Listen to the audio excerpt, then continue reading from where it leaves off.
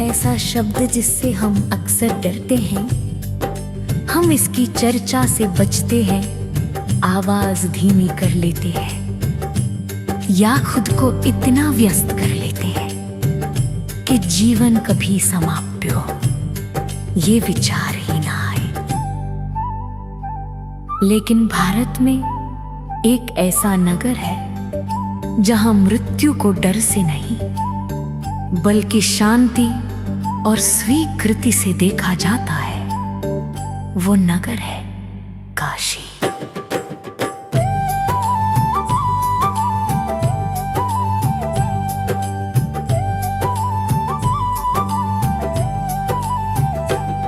काशी में लोग केवल अच्छे जीवन की प्रार्थना लेकर नहीं आते।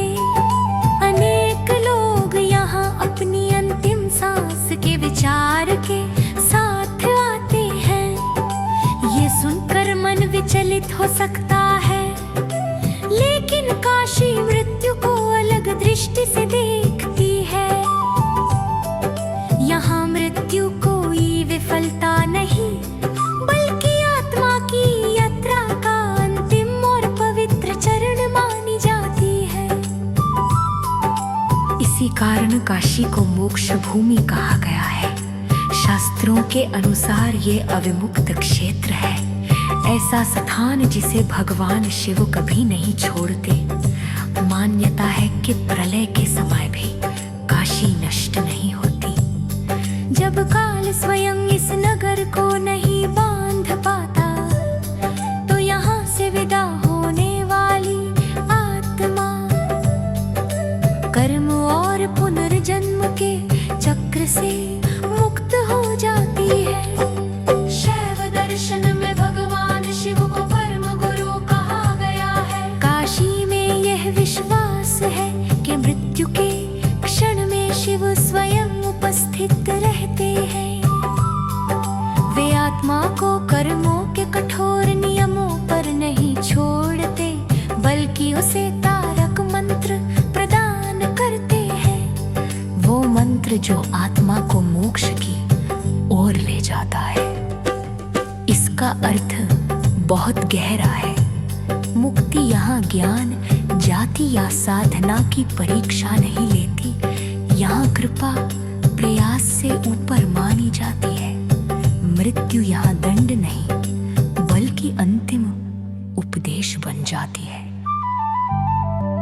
मणिकर्णिका घाट की अग्नि विनाश नहीं, शुद्धिकरण का प्रतीक है। शरीर पंच तत्वों में विलीन होता है और आत्मा को आगे बढ़ने का संकेत मिलता है। यहाँ शोक से अधिक अनित्यता और मुक्ति का बोध कराया जाता है। गंगा केवल एक नदी नहीं है, वो चेतना की धारा है। गंगा के तट पर मृत्यु आत्मा को सिखाती है। जैसे जल बहता है और किसी रूप से नहीं बंधता, वैसे ही आत्मा भी मुक्त हो जाती है। कहा जाता है जीवन सीखने की लंबी यात्रा है और काशी उसका अंतिम पाठ है। छोड़ देना। यही कारण है कि सदियों से संत और साधक अपने अंतिम समय के लिए काशी को चुनते आए हैं, क्योंकि यहाँ मृत्यु अंत नहीं बल्कि पूर्णता है। काशी में मृत्यु डर नहीं जगाती, वो आत्मा को उसके स्रोत की ओर लौटा देती है।